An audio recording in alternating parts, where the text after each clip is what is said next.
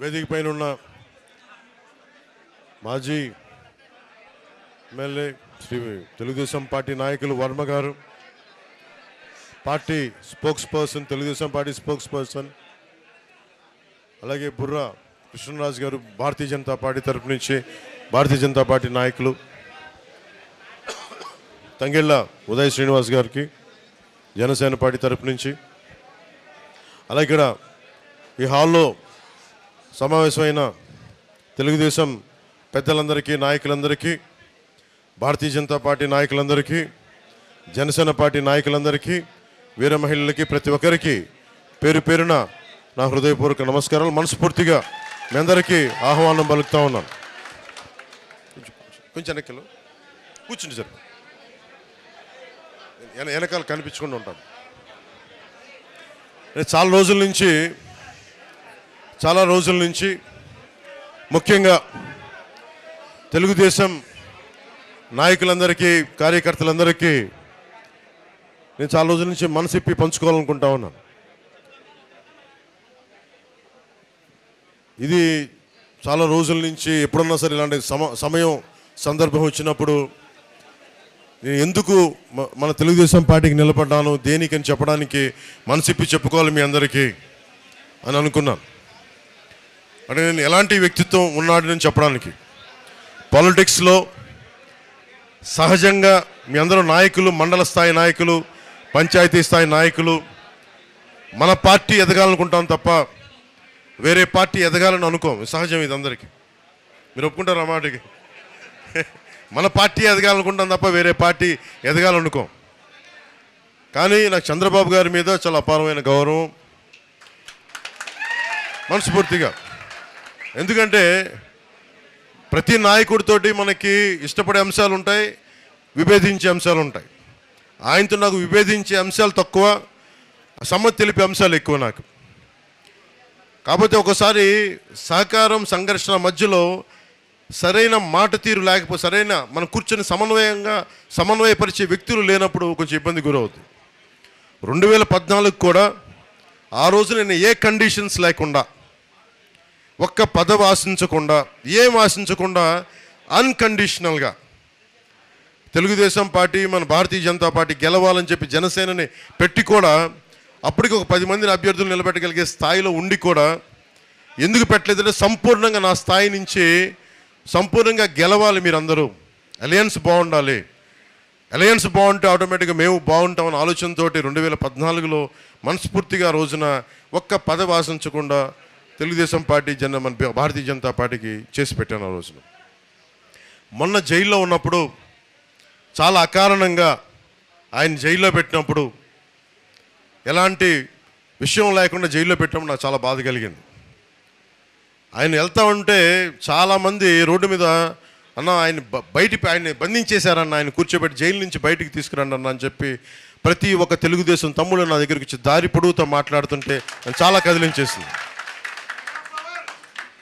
ఇది నేనేం కోరుకుంటానంటే, మనందరి మధ్య మనం విభిన్నమైన పార్టీలకు చెందిన వ్యక్తులం కావచ్చు, కానీ మనందరం కలిసి భారతదేశానికో, ఆంధ్రప్రదేశ్, మనం ఉంటున్న ఆంధ్రప్రదేశ్కో మనం పని చేసుకోవడానికి వచ్చాం. మనందరికీ ఏకాభిప్రాయం లేకపోవచ్చు అన్ని విషయాల మీద, కానీ ఎక్కువ శాతం ఏకాభిప్రాయం ఉండేలాగానే మనం ప్రయత్నాలు జరుగుతూ ఉంటాయి. ఈ పొత్తు కూడా అలాంటిదే. అన్నీ మనం ఏకీభవించాల్సిన అవసరం లేదు, అన్నీ మనం కూర్చొని యాక్సెప్ట్ చేయాల్సిన అవసరం లేదు, కానీ ఎక్కువ శాతం 70-80% అందరం ఏకీభవించే పరిస్థితులే ఉంటాయి. నాకు ఎదుగుదల ఉండి కూడా ఎందుకు నన్ను నేను కుదించుకొని 25 స్థానాలకు ఎందుకు కుదించుకున్నానంటే, మీ దగ్గర బలమైన స్ట్రక్చర్ ఉంది తెలుగుదేశం పార్టీకి. మా దగ్గర యువత బలం ఉంది, మా దగ్గర కొట్లాడే బలం ఉంది, మా దగ్గర కొట్లాడే శక్తి ఉంది. నేను మా యువత అందరికీ చెప్తుంటాను, మా మహిళా నాయకులు వాళ్ళందరికీ చెప్తుంటాను, మా నాయకులందరికీ చెప్తుంటున్నాం, భారతీయ జనతా పార్టీని చూసి కానీ, తెలుగుదేశం పార్టీని చూసి కానీ మనం నేర్చుకోవాల్సింది, ఇంతమంది జనసందోహాన్ని ఒక స్ట్రక్చర్లో ఎలా పెట్టాలి అనేది మీ రెండు పార్టీలను చూసి నేర్చుకోవాలి. తెలుగుదేశం పార్టీని చూసి పదే నేను చెప్తూ ఉంటాను. ఎందుకంటే ఎవరైనా సరే నేర్చుకోవడం మీద, ఎవరి దగ్గర ఇచ్చిన పాఠాలు నేర్చుకోవడానికి జనసేన మేమందరం సంసిద్ధంగా ఉంటాం. ముఖ్యంగా ఆయన జైల్లో పెట్టినప్పుడు నేను వెళ్ళాను లోపలికి. నా దగ్గర నాకు పెద్ద ఆలోచన ఏం లేదు. పాప ఆయన జైల్లో వెళ్ళినప్పుడు ముఖ్యమంత్రి, ఉమ్మడి రాష్ట్ర ముఖ్యమంత్రి, ఒక మహానగరాన్ని ఆయన మేధస్సుతోటి, ఆయన ఆలోచన విధానంతో, ఎందుకు నాకు తెలుసు ఒక పార్టీని నడపడం ఎంత కష్టమో, అలాంటిది ముఖ్యమంత్రిగా ఉండి ఇన్ని ఒక మాదాపూర్ లాంటి ఒక హైటెక్ సిటీని ఆయన కూర్చొని రూపకల్పన చేశారు, 2020 విజన్ అని. అలాంటి వ్యక్తి ఎక్కడో మన రాజమండ్రి జైల్లో అలా కూర్చొని ఉంటే నాకు చాలా బాధ కలిగింది.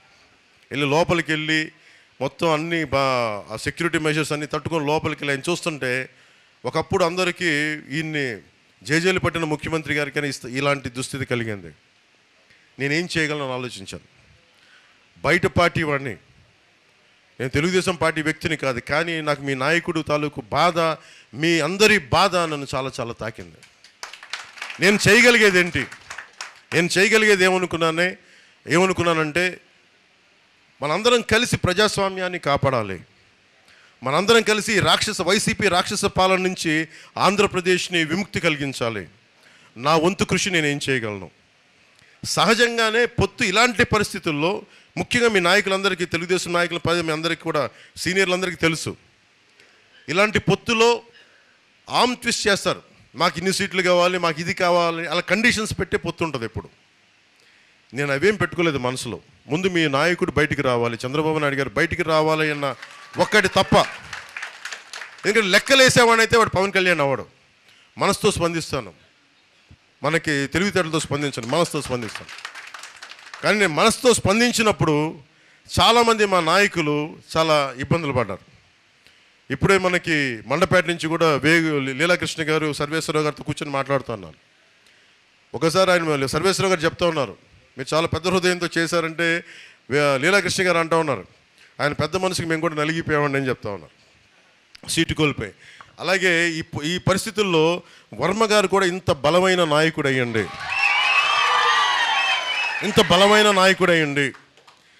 త్రిముఖ పోటీ నుంచి ఆయన ఇండిపెండెంట్గా పోటీ చేసే సత్తా ఉండి వ్యక్తి కూడా. ఎందుకంటే నేను ఉదాహరణకి మనం ప్రత్యర్థి పార్టీలైనా ఇదే త్రిముఖ పోటీ అయినా కానీ నేను ఇంతే గౌరవిస్తాను వర్మ గారికి, గుర్తుపెట్టుకోండి. ఎందుకంటే మనం కలిసి పనిచేస్తున్న పొత్తు ధర్మం ప్రకారం. కానీ ఆయన సత్తా నాకు తెలియంది కాదు. ఆయన సమర్థత, ఆయన ప్రతిభ, ఆయన వ్యక్తిత్వం, ఆయన నిలబడేతనం, ఆయన లీడర్షిప్ ఎబిలిటీ నేను సంపూర్ణంగా అర్థం చేసుకున్నాను. ఆయనతో ఒకటే మాట కూర్చొని చెప్పాను, మీకు ఇంతకుముందు ఏదైనా సరే చిన్నపాటి పొరపక్షాలు ఉన్నా కానీ వాటందరి తరపున మనస్ఫూర్తిగా నేను క్షమాపణ చెప్తున్నాను. దయచేసి మీరు ఏమాత్రం మీకు నొప్పి ఇబ్బంది కలిగించే అంశాలు ఉండుంటే గతంలో జరిగి ఉంటే మనస్ఫూర్తిగా మీరు క్షమించండి అని. ఎందుకంటే నేను తగ్గడం మీద ఉంటాను. ఎందుకంటే నాకు ప్రజలు బాగుండాలంటే నేను ఒక అడుగు వెనక్కి వేయడానికి, ఒక అడుగు తగ్గడానికి నేను సంసిద్ధంగా ఉంటాను. నేను కోరుకున్నది కూడా ఇది చాలా చాలా కీలకమైంది. పెద్ద మనసుతోటి రాష్ట్ర ప్రయోజనాలను దృష్టిలో పెట్టుకొని చంద్రబాబు నాయుడు గారిని ఆయన చెప్పింది విని అర్థం చేసుకొని, ఆయన ఒకటే చెప్పారు నాకు, ఆయన పదవుల గురించి ఏమి చెప్పినా, ఎమ్మెల్సీ అన్న మంత్రివర్గం అన్న నేనేం మాట్లాడలేదు, వాటన్నిటిని నేను ఆశించలేదు. మా చంద్రబాబు నాయుడు గారు చెప్పారు, ఆయన చెప్పిన గీత నేను దాటను అని చెప్పి మనస్ఫూర్తిగా పెద్ద మనసుతోటి ఈరోజు పోటీ నుంచి తప్పుకొని నన్ను అభ్యర్థిగా నిలబెట్టి ఇక్కడ 1,00,000 ఓట్ల మెజారిటీతో గెలిపించే బాధ్యత నాది అని చెప్పి ఆయన పెద్ద మనసుతో చెప్పడం చాలా చాలా ఆనందం వేసింది. సో దీంట్లో చాలా కీలకమైంది, ఆయన మర్యాదకి భంగం కలగనివ్వను. మీకు ఇదే చెప్తున్నాను.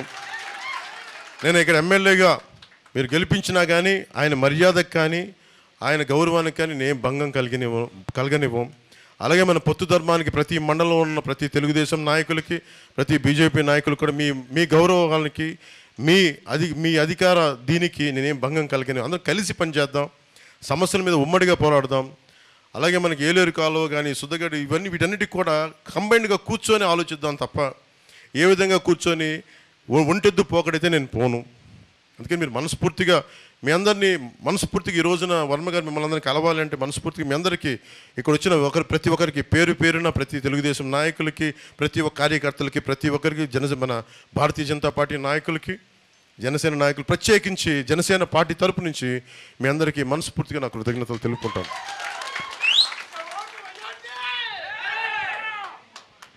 ఏంటది? తీసుకుంటా. పిఠాపురం అభివృద్ధి మనందరం సమిష్టిగా చేయాల్సింది, అందరం కలిపి కూర్చొని చేద్దాం. ఇంకొకటి, ఈ రోజున ఎంపీ పార్లమెంట్ అభ్యర్థిగా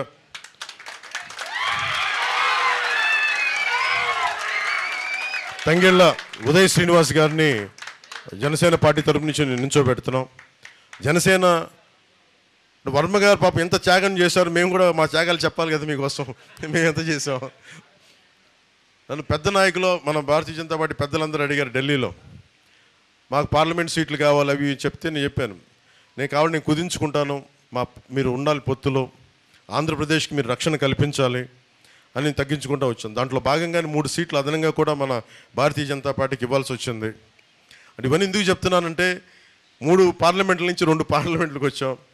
మనకి బందరేమో బాలశౌరి గారు, కాకినాడేమో మనకి తంగెళ్ళ ఉదయ్ శ్రీనివాస్. కాకపోతే అతని తంగెళ్ళ ఉదయ్ శ్రీనివాస్ అంటే కూడా నేను టీ టైమ్ శ్రీనివాస్ అని పిలుస్తాను. అంటే ఇది ఎందుకు చెప్తున్నానంటే ఇతన్ని చాలామందికి అనుకోవచ్చు ఈయన ఎందుకు పెట్టాను దేనికి పెట్టాను అంటానికి. ఇప్పుడు ఉన్నదేమో చల్మలశెట్టి సునీల్ గారు వైసీపీ నుంచి, ఆయన ప్రతిసారి ఎన్నికల టైంలో వచ్చి వెళ్ళిపోయే వ్యక్తి.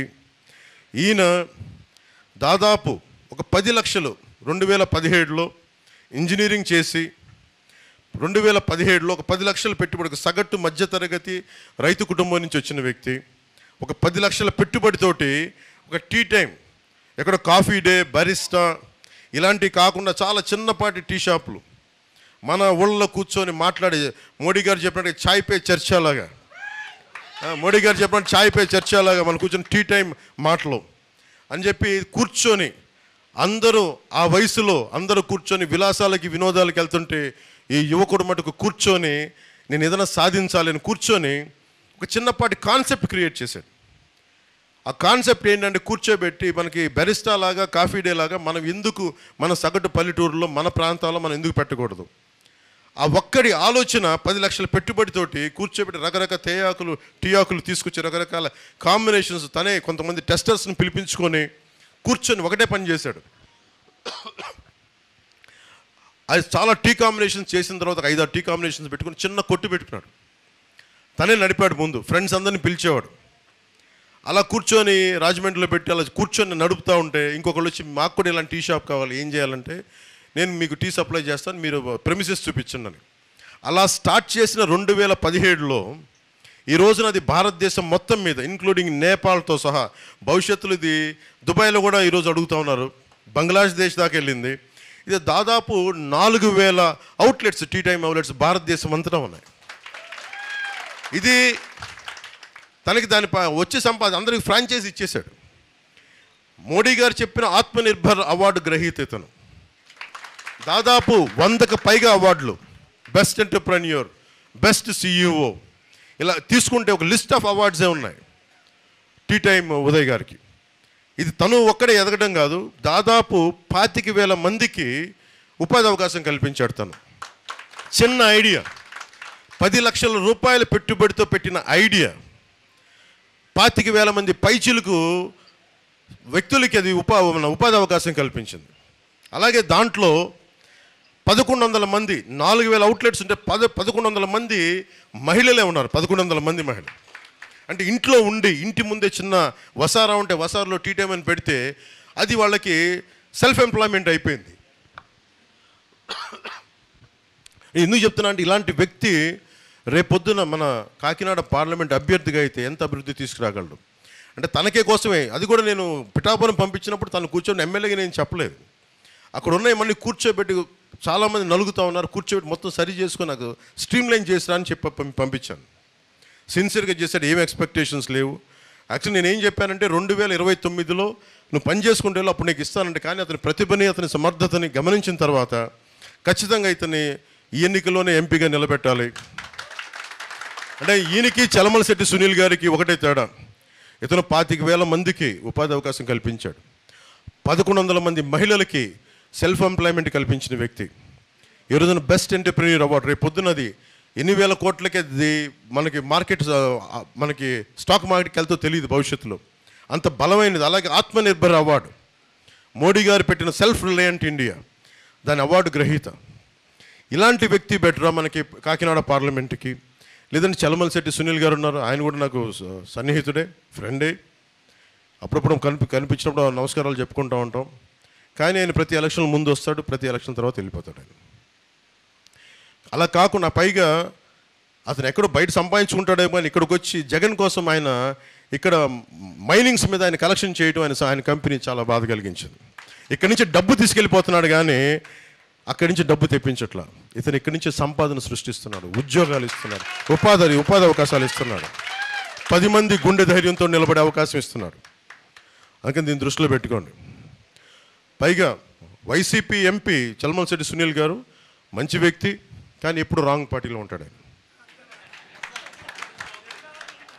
ఆయనకి ఎప్పుడు ఓడిపోయే పార్టీకి వెళ్ళిపోతాడు టక్మని. సో చలమలశెట్టి సునీల్ గారు వైసీపీకి వెళ్తారు, sure shot party is losing, we are forming government. మనం ఒక్కటే గుర్తుపెట్టుకుందాం. ప్రతి మా తెలుగుదేశం సోదరులందరికీ, మా తెలుగుదేశం మహిళా సోదరీమణులందరికీ, మా భారతీయ జనతా పార్టీ నాయకులందరికీ, పెద్దలకి, కార్యకర్తలకి, జనసేన నాయకులందరికీ, కార్యకర్తలకి, జన సైనికులకి, వీర మహిళలకి, ప్రతి ఒక్కరికి పేరు పేరు చెప్తున్నాం, మనం ప్రభుత్వాన్ని స్థాపిస్తున్నాం. మన ప్రభుత్వాన్ని మన పొత్తు గెలుస్తుంది, అత్యధిక సీట్లు గెలుస్తున్నాం. ఇది గుండె ధైర్యంతో చేయండి. అలాగే ఈ రోజున ముఖ్యంగా ఈ రోజున పెన్షన్లు, ఈ రోజున వాళ్ళకి వాలంటీర్స్ని వాళ్ళ సర్వీస్ నుంచి తీసేసింది కాబట్టి ఎలక్షన్ గవర్నెన్స్, ఆ పెన్షన్స్ ఏవైతే ఉండాలో ఆ ప్రభుత్వ అధికారులు వచ్చేలాగా మనందరం కృషి చేయాలి. ప్రతి గ్రామంలో ప్రభుత్వ ఉద్యోగులందరికీ వారి పెన్షన్లు అందేలాగా ఉంటామని చెప్పి దాన్ని కూడా మనం ఒక కర్తవ్యంగా తీసుకొని ఎవరికైతే పెన్షన్లు ఉన్నాయో అవి అందేలా మనం అందరం కృషి చేయాలి. మీ అందరికీ పిలుపునిస్తా ఉన్నాను. అలాగే ఒకటే చెప్పండి, చంద్రబాబు నాయుడు గారు మేమందరం మాట్లాడుకున్నప్పుడు పదే చెప్పాం, డెవలప్మెంట్తో పాటు అభివృద్ధితో పాటు మనకి ఇది కూడా కావాలి, ఈ పథకాలు కూడా కావాలి. ఈ పథకాలు కూడా ఎలా ఉండాలంటే అభివృద్ధితో పాటు ఉండాలి. ఈరోజు నేను కౌలు రైతులకి, ఒక్కొక్క కౌలు రైతుకి ₹1,00,00,000 చొప్పున దాదాపు ఒక 20 కోట్ల పైన రూపాయలు మేమందరం ఇచ్చేసాము వాళ్ళందరికీ. ఇచ్చినప్పుడు నేను డబ్బు ఎలా సంపాదించాం? నేను నిజంగా ఒక కౌలు రైతు కష్టాలకి నిలబడాలంటే నేను ఒక సినిమా చేసి నేను కొన్ని కోట్లు పట్టుకొచ్చి నేను దీంట్లో పెడితే నన్ను చూసి చాలామంది ఒక 10 లక్షలు కొంతమంది ఇచ్చి అలా అందరం కలిపితేనే దాదాపు 20కి పైగా కోట్లు మేము ఈ రోజున కూర్చోబెట్టి పోగు చేసి ఇంతమంది కౌలు రైతులు నిలబడ్డాం. అంటే పథకాలు ఉండాలి, ఆసరా ఉండాలి, కానీ వాటితో పాటు అభివృద్ధి కూడా ఉండాలి. చంద్రబాబు గారు మేము అందరం అనుకుంది కూడా పథకాలతో పాటు అభివృద్ధి కూడా ఉండాలి. ఆ దిశగానే వెళ్తున్నాం. ప్రతి పథకాలు, ఏ పథకాలు తీసేయమని చెప్పండి, ఉన్న పథకాలు ఇంకా అభివృద్ధి చేసి ఇంక ₹10 వచ్చేలా చేస్తామని తప్ప తీసేలా మటుకు ఉండదని మనస్ఫూర్తిగా ప్రతి ఒక్క ఓటర్కి చెప్పండి. ప్రతి ఒక్క మహిళకి, పెద్దలకి, ఎవరికైతే ఈ పెన్షన్స్ వస్తున్నాయి, అన్ని రకాల పెన్షన్స్ మేము ₹10 ఇచ్చేవాళ్ళమే కానీ వాళ్ళ నుంచి లాగేసుకునే వాళ్ళం కాదు. కాబట్టి మేము చేసేది ఏంటంటే అడ్డగోలుగా జేపీ వెంచర్స్ అని ఇసుకంతా కలిపి ఒక 3 కంపెనీ, 2 కంపెనీలకి, మొత్తం లిక్కర్ అంతా 14 కంపెనీలకి, ఇవన్నీ వెళ్ళి అడ్డగోలుగా దోచేస్తూ ఉన్నారు. మద్యం, ల్యాండ్ మాఫియా, ఇది మనకి గంజాయి, ఇలా అడ్డగోలుగా దోచేస్తానికి వీళ్ళని ఆగాలంటే మన పొత్తు గెలవాలి, మనందరం నిలబడాలి.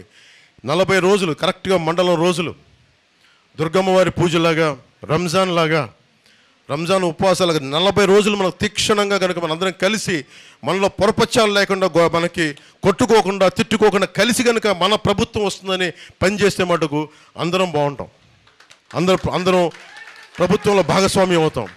మనలో మాట పెద్దలకు కూడా, చాలామంది పెద్దలకు కూడా చెప్తున్నాను, మన కార్యకర్తలు కానీ నాయకులు కానీ ఒక చిన్నపాటి ఇబ్బందులు ఉన్నా కానీ ఇంకొక కాన్ఫ్లిక్ట్ మేనేజ్మెంట్ లాగా కొంతమంది పెద్దలు వచ్చి కూర్చొని దాన్ని సరి చేయవలసిందిగా కోరుకుంటా ఉన్నాను.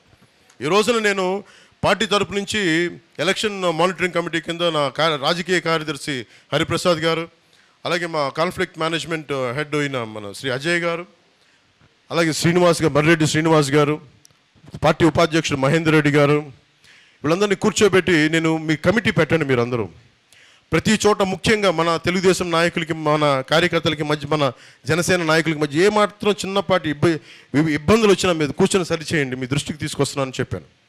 నా సైడ్ నుంచి ఈ పొత్తుని కాపాడటానికి నేను తగ్గాను. నేను ఒక అడుగు వెనక్కేసి పొత్తు నిలబెట్టాను. మీరు కూడా ఒక్క భుజం మీద మీరు కాయాల్సిన అవసరం ఉంది మీ అందరికీ కూడా. ఎందుకంటే రేపు పొద్దున మన ప్రభుత్వం వచ్చినప్పుడు అందరికీ మన కష్టాల్లో కూడా చాలామంది కార్యకర్తల గురించి, తెలుగుదేశం కార్యకర్తల గురించి నేను ఎంతో దారిలో పొడుగుతా చంద్రబాబు గారికి ఆ రోజు జైలు నుంచి బయటకు వచ్చి ఒకటే చెప్పా, ఆలోచిస్తూ ఉన్నాను. జైలు బయట నుంచి ఆయన కలిసి బయటకు వచ్చి గేటుకు వచ్చే లోపు నేను ఒకటే ఆలోచించాను, ఏం చెప్పాలి. అందరిలాగా చాలా తెలివిగా కూర్చొని మంచిది, ఆయన త్వరగా బయటికి జైలు నుంచి రావాలని కోరుకుంటున్నాను అని చెప్పి కూడా వెళ్ళిపోవచ్చు. ఆ తెలివితేటలు కూడా నా దగ్గర ఉన్నాయి. అలా ఉంటే మీరు ఎలా ఉంటుందో ఆలోచించండి. నేను ఆ తెలివితేటలు చూపించలా. అరే, కష్టాల్లో ఉన్న వ్యక్తికి ఒక 4 దశాబ్దాలు పార్టీని కొమ్ము కాసేశారు తెలుగుదేశం కార్యకర్తలందరూ. మీకు అండగా నిలబడాలంటే నేను ఏం చేయాలి? నేను మనసిప్పి మాట్లాడాలని నిర్ణయించుకున్నాను. ఆ రోజునే అలయన్స్ని ప్రకటించాను. పెద్దలకి, మన భారతీయ జనతా పార్టీ పెద్దలకు కూడా తెలియజేశాను. అదేదో నిజంగా మనకు ఆంధ్రప్రదేశ్ ఇబ్బందులు చూసి నేను చేయాల్సి వచ్చింది, పెద్ద మనసుతోటి సహకరించండి అని చెప్పాను. పాపం వాళ్ళు సమయం తీసుకున్నారు. పెద్ద మనసుతోటి అమిత్ షా గారు ముందుకు వచ్చి, జేపీ నడ్డా గారు ముందుకు వచ్చి మనస్ఫూర్తిగా మీరు గెలవాలి అని చెప్పి వాళ్ళు కూడా భాగస్వామ్యం తీసుకున్నారు ఈరోజు.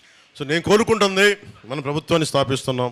టీ టైం ఉదయ్ శ్రీనివాస్ గారిని గెలిపించవలసిందిగా మనస్ఫూర్తిగా కోరుకుంటున్నాను. అలాగే వర్మ గారు కొంచెం మీరు ముందుకు రావాలి. ఈయన ఒక మాస్ లీడర్. నాకు ఈయనతోటి నాకు, బాబు నువ్వు కూర్చో, నాకు కనిపించలేదు. నాకు ఈయనతోటి నచ్చుద్ది.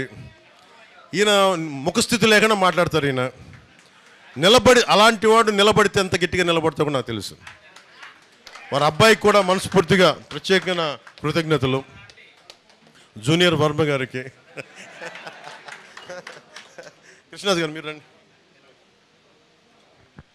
కృష్ణరాజు గారికి కూడా పాప ఆయన కూర్చొని పెద్ద మనసుతోటి సహకరించి ఈ రోజున ఈ పొత్తుని ముందుకు తీసుకెళ్తాను. మనస్ఫూర్తిగా ధన్యవాదాలు తెలుపుకుంటూ, ముఖ్యంగా వర్మ గారికి, నియోజకవర్గం నా గెలుపు మీ చేతుల్లో పెట్టాం.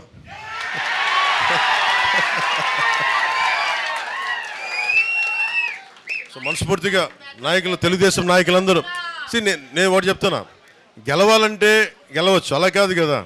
గెలుపు చిరస్థాయిగా ఉండిపోవాలి, మర్చిపోయేలా భారతదేశం ఏదో మీరు గుర్తుపెట్టుకోండి. మన జగన్ ఏం చేశారు చెప్తాను. జగన్ ఒక నిమిషం, ఆ జగన్ ఏం చేశాడు చెప్తా. మోడీ గారు, ముఖ్యంగా భారతీయ జనతా పార్టీ పెద్దలు మీ అందరికీ తెలుసు, G20 సమ్మిట్, కృష్ణరాజు గారు G20 సమ్మిట్ ఎంత ప్రతిష్టాత్మకమైనదో మనందరికీ తెలుసు. అలాంటి సమయంలో ఆయన డిస్టర్బ్ చేయడానికే చంద్రబాబు నాయుడు గారిని అరెస్ట్ చేశారు. అది చాలా ఆవేదన కలిగించింది పెద్దలందరికీ. అలాంటి సమయంలో కూర్చోబెట్టి మనం తీసుకున్న నిర్ణయం ఈరోజు మనందరినీ కల్పించింది. దీని ఫలితాలు సాధిద్దాం, గుర్తుపెట్టుకుందాం. ఏం లేదు, ఈ విజయం పిఠాపురం నా ఒక్కడి విజయం కాదు, మనందరి విజయం. వర్మ గారి విజయం, కృష్ణరాజు గారి విజయం, మన టీ టైం ఉదయ్ శ్రీనివాస్ విజయం, మన జనసేన కార్యకర్తల విజయం, తెలుగుదేశం కార్యకర్తల విజయం, తెలుగుదేశం సోదరుల విజయం, వీర మహిళల విజయం, భారతీయ జనతా పార్టీ నాయకుల విజయం. ఇది మనందరి సమిష్టి విజయం. దిగ్విజయంగా ఉండాలని చెప్పి తెలుగుదేశంకి జయము జయము, భారతీయ జనతా పార్టీకి జయము జయము, జనసేన పార్టీకి జయము జయము, ప్రజలకి దిగ్విజయం కలుగు కాక. జై జనసేన, జై హింద్.